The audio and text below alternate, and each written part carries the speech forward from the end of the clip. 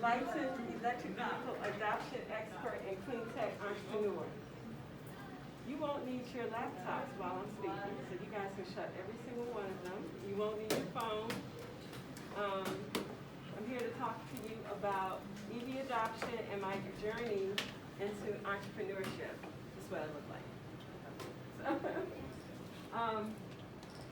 So the name of my company is Dye Technologies Corporation. Dye is the Chinese character for legacy. So my whole intention in starting the business is to create a company that, if my son so desired, he could take it over, or I could maybe develop or mentor a young person such as yourself, and they could take it over in the future. The business of electric vehicle adoption. How many of you have seen a Tesla? Okay. How many of you have seen a charging station? An electric vehicle charging station. Where did you see the electric vehicle charging station? Somewhere in Texas. In Texas? And where did you, who else is racing in? Where did you see a charging station? Someone in New Carlton. In New Carrollton? Okay. Anyone else see a charging station? Where did you see one this? Well, yeah, we actually have it in our neighborhood. Pardon me? In our neighborhood. In your neighborhood? Okay, great. So my business, you have electric vehicles, but electric vehicles don't work unless you have electric vehicle charging stations, right? And so my company is in the business of installing EV charging stations for the home, at home. Some of you have parents who have garages, some of you who may endeavor to buy an electric vehicle, and some of you will your first car will probably be an electric vehicle, okay, because by the time you get ready for a new automobile, if your parents haven't bought you one already, that's going to be an option for you. We can install them at home in the garage, or in your carport, or in your parking space, as well as install them so that you can use them in a public setting like a parking lot or parking garage. That's what we do. All right. So how did I get there? Well, believe it or not, a lot of times we take classes, we say, I don't know what this has to do with anything I want to do in the future.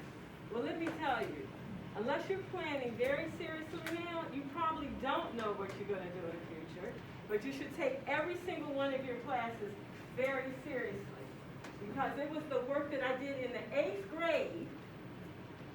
The 8th grade, my son is a first-year college student, so that's how long ago it was. The work I did in the 8th grade is what put me in this place over 20 years later. And at that time, no one was talking about electric vehicles. And if I had not taken my work from the 8th grade seriously and built upon that, and I wasn't the greatest student, wasn't an all-A student, I was a good student, good enough, where the information I got in the 8th grade propelled me to be in a position to be one of the first African-Americans, the first African-American in the state of Maryland and woman to own a business that installs electric vehicle charging stations. Okay? I'm not saying that for applause. I'm saying that, and thank you for the applause, I'm saying that is because every class you take, and I learned this as an adult. I didn't learn this when I was sitting in the same seats you guys were sitting in. Every class you take builds upon your future. You don't know where you're going to pull the information from for your next success story. You have no idea, all right? So I'm sharing that with you right now. And that's quotable. All right, so you don't know where it's going to come from. So take all your classes seriously. So what happened in the 8th grade? In the 8th grade, I entered a science project in the Citywide Science Fair from Washington, D.C., in the Citywide Science Fair, and I created a solar panel out of, check this out, a black trash bag, a contractor trash bag, a light, a lamp, which was my heating source, my son, a motor from an automobile and a dry cell battery. Okay, a fan from an automobile and dry cell battery. Put it in a box, use some cement glue, and create created a solar panel and won second place in the science fair.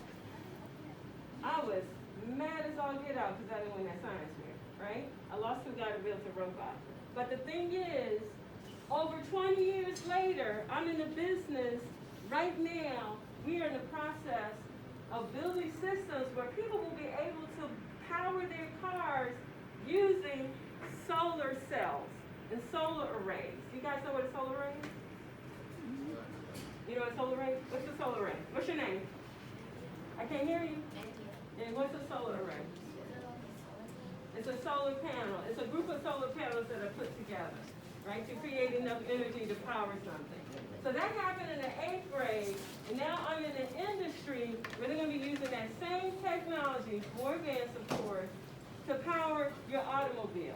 So in some cases, if some of you have solar panels in your home, your parents could in fact power an electric vehicle and not have to pay for the electricity. Good morning, pardon the interruption, scholars. At this time,